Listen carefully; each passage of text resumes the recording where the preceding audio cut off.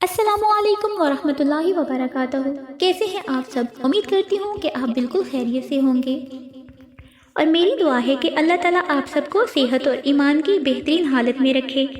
محمد بن قاسم کی کہانی کا 7واں حصہ۔ اگر یہ آپ کو اچھا لگ رہا ہے تو اسے لائک کریں، شیئر کریں اور میرے چینل کو سبسکرائب کریں، اور جو لوگ میری ہمت افزائی کر رہے ہیں ان کا بہت بہت شکریہ۔ تو چلیے چلتے ہیں ہم اپنی کہانی کی طرف۔ محل کے دروازے پر دلیپ سنگھ اور زبیر کو 19 برس کا ایک نوجوان ملا۔ اس نے دلیپ سنگھ کو دیکھتے ہی سوال کیا، کیا یہ سچ ہے کہ ابا جان کا جہاز جدہ نہیں پہنچا؟ دلیپ سنگھ نے ہاتھ بڑھا کر اسے گلے لگا لیا اور کہا، خالد، میں ہر شہر اور ہر بندرگاہ میں انہیں تلاش کر چکا ہوں، لیکن ان کا کچھ پتہ نہیں چلا۔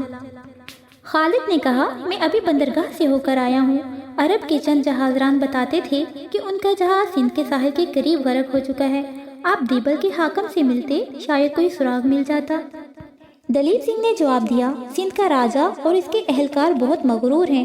مجھے ڈر تھا کہ دیبل کا سردار مجھے کوئی تسلی بخش جواب نہ دے سکے گا، اس لیے میں نے خود وہاں جانے کی بجائے مکران کے مسلمان گورنر سے کہا تھا کہ وہ اپنا ایلچی بھیج کر معلوم کرے۔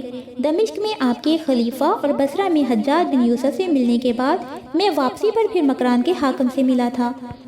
سندھ سے ان کا ایلچی واپس آ چکا تھا۔ اس نے مجھے بتایا کہ دیبل کے حاکم نے اس جہاز کے متعلق لا علمی ظاہر کی ہے۔ خالد نے کہا، میں بندرگاہ سے سیدھا اسی طرف آیا ہوں۔ کیا آپ ہمارے گھروں میں یہ خبر پہنچا چکے ہیں؟ نہیں، ہم ابھی وہاں نہیں گئے۔ میں انہیں مہمان خانے میں ٹھہرا کر تمہارے ساتھ چلتا ہوں۔ خالد زبیر کی طرف متوجہ ہوا، آپ کی مہمان نوازی ہمارا حق ہے، آپ میرے ساتھ چلیں، کم از کم عورتوں اور بچوں کو تسلی دینے کے لیے تو۔ زبیر نے کہا، چلو دلیپ سنگھ۔ اس نے جواب دیا، اگر آپ مناسب خیال کریں تو آپ خالد کے ساتھ ہو آئیں، میں اتنی دیر میں آپ کے ساتھیوں کو ٹھہرانے کا انتظام کر رہا ہوں۔ زبیر خالد کے ساتھ چل دیا۔ راستے میں اس نے پوچھا، تم ابو الحسن کے بیٹے ہو؟ ہاں، لیکن آپ کو کس نے بتایا؟ میں تمام راستے دلیپ سنگھ سے تم لوگوں کے متعلق پوچھتا آیا ہوں۔ اس کی باتوں سے تمہاری جو تصویر میرے ذہن میں تھی، تم اس سے مختلف نہیں ہو۔ جس صبر اور سکون کے ساتھ تم نے یہ المناک خبر سنی ہے، میں اس سے بہت متاثر ہوا ہوں۔ تم سچ مچ خالد ہو۔ خالد نے اپنے ہونٹوں پر ایک مغموم مسکراہٹ لاتے ہوئے کہا، جب ابا جان حج کے لیے رخصت ہو رہے تھے تو میں نے بھی ساتھ جانے کے لیے اصرار کیا تھا۔ امی کی علالت کی وجہ سے انہوں نے مجھے ساتھ لے جانے سے انکار کر دیا۔ میں اس وقت پہلی بار رویا تھا۔ میری آنکھوں میں آنسو دیکھ کر انہیں بہت دکھ ہوا تھا۔ انہوں نے کہا، بیٹا، خالد رویا نہیں کرتے، میں نے تمہیں اس مجاہد اعظم کا نام دیا ہے جو زخموں سے چور ہونے کے باوجود بھی اف تک نہیں کرتا۔ شہر کے کونے پر ایک ندی کے پاس عرب تاجروں کے مکانات تھے۔ ندی کے دونوں کناروں پر ناریل کے سرسبز درخت تھے۔ تھوڑی دیر چلنے کے بعد خالد نے پتھر کی ایک چار دیواری کی طرف اشارہ کرتے ہوئے کہا، یہ ہے ہمارا مکان۔ چار دیواری کے اندر کیلوں اور ناریل کے درختوں کا ایک گنجان باغیچہ تھا۔ پتھر کے چھوٹے سے مکان کے سامنے ایک چبوترے پر بانس کا چھپر تھا جسے ایک سرسبز بیل نے ڈھانپ رکھا تھا۔ ہوا بند ہونے سے فضا میں حرارت بڑھ رہی تھی۔ زبیر کو پسینے میں شرابور دیکھ کر خالد نے اسے مکان کے اندر لے جانے کی بجائے باہر چبوترے پر بٹھانا زیادہ مناسب خیال کیا۔ زبیر بیٹھ کے موڑے پر بیٹھ گیا۔ خالد کے اشارے سے ایک سیاہ فام لڑکا پنکھے سے اسے ہوا دینے لگا۔ سیاہ فام لڑکا پنکھا ہلانے میں ایک طرح کی مسرت محسوس کر رہا تھا، لیکن زبیر نے خالد سے کہا، ہمیں اس گرمی میں اسے تکلیف نہیں دینی چاہیے، اسے کہو آرام کرے۔ سیاہ فام لڑکے نے عربی میں جواب دیا، آپ ہمارے مہمان ہیں، مجھے خدمت کے حق سے محروم نہ کیجیے۔ زبیر نے کہا، اوہو، تم عربی جانتے ہو؟ لڑکے کی بجائے خالد نے جواب دیا، یہ بچپن سے ہمارے ساتھ رہتا ہے، اسے ہمارے ابا جان نے پالا تھا۔ لڑکے نے مزید تعارف کی ضرورت محسوس کراتے ہوئے کہا، اور میں مسلمان ہوں اور میرا نام علی ہے۔ خالد نے سرندیبی زبان میں کچھ کہا اور علی پنکھا رکھ کر بھاگتا ہوا پاس ہی ایک ناریل کے اونچے درخت پر چڑھ کر چند ناریل توڑ لایا۔ ناریل کا پانی پینے کے بعد زبیر خالد سے کچھ دیر باتیں کرتا رہا۔ اسے اپنے باپ کے المناک انجام کی خبر کے باوجود خالد عربوں کی روایتی مہمان نوازی کا ثبوت دینے کے لیے زبیر کی ہر بات میں دلچسپی لینے کی کوشش کر رہا تھا۔ تاہم زبیر نے کئی بار محسوس کیا کہ اس کی ہونٹوں پر ایک غمگین مسکراہٹ آہوں اور آنسوں سے کہیں زیادہ جگر دوز تھی۔ باتیں کرتے کرتے خالد نے کئی بار باہر پھاٹک کی طرف اٹھ کر دیکھنے کے بعد علی سے پوچھا، علی، نہید ابھی نہیں آئی؟ جاؤ اسے بلا لاؤ۔ علی اٹھ کر باہر نکل گیا۔ خالد نے زبیر سے کہا، مہارانی اور راجا کی بیٹی کو میری بہن سے بہت محبت ہے۔ آج صبح وہ خود یہاں آ کر اسے اپنے ساتھ لے گئی تھیں۔ اسے یہ خبر سن کر بہت صدمہ ہوگا۔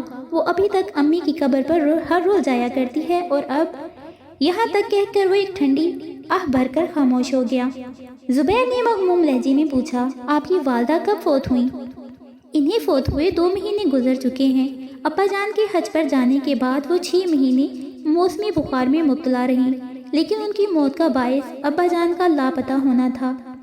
وہ صبح اور شام مکان کی چھت پر چڑھ کر سمندر کی طرف دیکھا کرتی تھی، اور جب دور سے کوئی جہاز نظر آتا تو ان کے چہرے پر رونق آ جاتی اور وہ مجھے خبر لانے کے لیے بندرگاہ کی طرف بھیجتی، اور جب میں مایوس لوٹتا تو دور سے میری شکل دیکھتے ہی ان کی آنکھیں پتھرا جاتی۔ زندگی کی آخری شام ان میں زینے پر پاؤں رکھنے کی بھی ہمت نہ تھی۔ ان کی اصرار پر ہم ان کی چارپائی چھت پر لے گئے۔ وہ تکیے کا سہارا لے کر دیر تک سمندر کی طرف ٹٹکی باندھ کر دیکھتی رہیں۔ بدقسمتی سے ہمیں اس دن کوئی جہاز بھی دکھائی نہ دیا۔ میں نماز مغرب کی اذان سن کر نیچے اترا اور یہاں ہی قریب ہی مسجد میں چلا گیا۔ جب واپس آیا تو وہ آخری سانس لے چکی تھی۔ ان کی آنکھیں کھلی ہوئی تھیں اور ایسا معلوم ہوتا تھا کہ دور افق پر کسی جہاز کو دیکھ رہی ہیں۔ نہید نے مجھے بتایا کہ ان کے آخری الفاظ یہ تھے، نہید تمہارے ابا آئیں گے اور ضرور آئیں گے، وہ بے وفا نہیں ہیں، میں بے وفا ہوں جو ان کا انتظار نہ کر سکی۔ زبیر نے اپنی 22 سالہ زندگی میں تیروں اور نیزوں کے سوا کچھ نہیں دیکھا تھا۔ وہ ایک نیڈر ملاح تھا اور فقط طوفانوں سے کھیلنا جانتا تھا۔ اس کی زبان میٹھے اور شیریں الفاظ سے ناآشنا تھی۔ خالد کی باتوں سے بے حد متاثر ہونے کے باوجود وہ تسلی اور تشفی کے موزوں الفاظ تلاش نہ کر سکا۔ وہ صرف اتنا کہہ کر خاموش ہو گیا، خالد مجھے ان کے حسرتناک انجام کا بہت دکھ ہے، کاش میں تمہارے حصے کا بوجھ اٹھا سکتا۔ علی بھاگتا ہوا واپس آیا اور کہنے لگا، وہ آ رہی ہیں۔ زبیر کی نگاہیں ناداستہ باہر کی طرف دروازے پر مرکوز ہو کر رہ گئی۔ نہید آئی اور دروازے دور سے اپنے بھائی کے ساتھ ایک اجنبی کو دیکھ کر جھجکی، رکی اور چہرے پر نقاب ڈال لیا۔ ایک لمحہ کے توقف کے بعد وہ آہستہ آہستہ قدم اٹھاتی ہوئی آگے بڑھی۔ زبیر کو ایک دل گزار آواز سنائی دی، کیا یہ سچ ہے کہ ابا جان؟ فکرے کے آخری حصہ ہچکیوں میں تبدیل ہو کر رہ گیا۔ زبیر نسوانی حسن وقار کی ایک غیر فانی جھلک دیکھ چکا تھا۔ اس کی نگاہیں اس کے لیے تیار نہ تھیں، اور بیشتر اس لیے کہ نہید کا چہرہ نقاب میں چھپتا اس کی نگاہوں کا رخ بدل چکا تھا۔ وہ سامنے دیکھنے کی بجائے نیچے دیکھ رہا تھا۔ زبیر میں غایت درجہ کی حیا والدین اور ماحول کی تربیت کا نتیجہ تھی، اور اس کے علاوہ اس کے کردار کی سب سے بڑی خوبی حد درجہ خود اعتمادی تھی۔ وہ لڑکپن میں اپنے باپ کے ساتھ دور دراز کے ممالک میں چکر لگا چکا تھا۔ اوائل شباب میں اسے ایک تجربہ کار جہاز ران مانا جاتا تھا، اور دور دراز کے ممالک میں غیر اقوام کی ان شوخ و طرار لڑکیوں کو دیکھ چکا تھا جو متاثر ہونے والی نگاہوں کی تلاش میں پھرتی رہتی ہیں۔ شام اور فلسطین میں بے شمار بے باک نگاہیں اس کے مردانہ حسن کا اعتراف کر چکی تھیں، لیکن اس دور کے عام نوجوانوں کی طرح وہ نگاہیں نیچے رکھنے کا عادی تھا۔ زبیر جہاز پر سفر کے دوران دلیپ سنگھ سے ہر عرب بچے کے متعلق سوالات پوچھ کر اپنے ذہن میں ان کی خیالی تصویریں بنا چکا تھا۔ دلیپ سنگھ سے ابو الحسن اور اس کے بچوں کے متعلق جو کچھ وہ سن چکا تھا، اس سے اس کا اندازہ یہ تھا کہ ابو الحسن کے بچے شکل و شباہت اور عادات و اطوار میں باقی تمام بچوں سے مختلف ہوں گے۔ یہ اس کی دلچسپی کی پہلی وجہ تھی۔ پھر خالد کی زبانی جو کچھ اس نے سنا، اس کی دلچسپی میں اضافہ بھی ہو گیا، اور اس کے بعد جب علی نہید کو بلانے کے لیے گیا تو سابقہ دلچسپی کے ساتھ ایک ہلکی سی خلش کا بھی اضافہ ہو گیا۔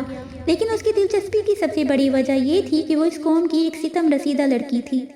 نہید نے پھر کہا، مجھے جواب دیجئے، کیا یہ سچ ہے؟ آپ مجھ سے کیا چھپانا چاہتے ہیں؟ میں سن چکی ہوں۔ خالد نے اٹھ کر آگے بڑھتے ہوئے جواب دیا، نہید، تقدیر کے سامنے کسی کا بس نہیں چلتا۔ زبیر نے اسے تسلی دینے کی کوشش کرتے ہوئے کہا، مجھے افسوس ہے کہ میں آپ کے پاس کوئی خوشخبری کی خبر نہیں لا سکا۔ نہید کوئی اور بات کیے بغیر مکان کی طرف چل دی اور چند قدم آہستہ آہستہ اٹھانے کے بعد بھاگ کر ایک کمرے میں داخل ہو گئی۔ خالد ایک لمحے کے لیے تز بدز کا شکار ہوا اور بالآخر زبیر کی طرف دیکھ کر بولا، میں ابھی آتا ہوں۔ تو یہاں ہم اپنی کہانی کا حصہ مکمل کرتے ہیں، تو اگلے پارٹ کے لیے انتظار کیجیے۔ شکریہ، اللہ حافظ۔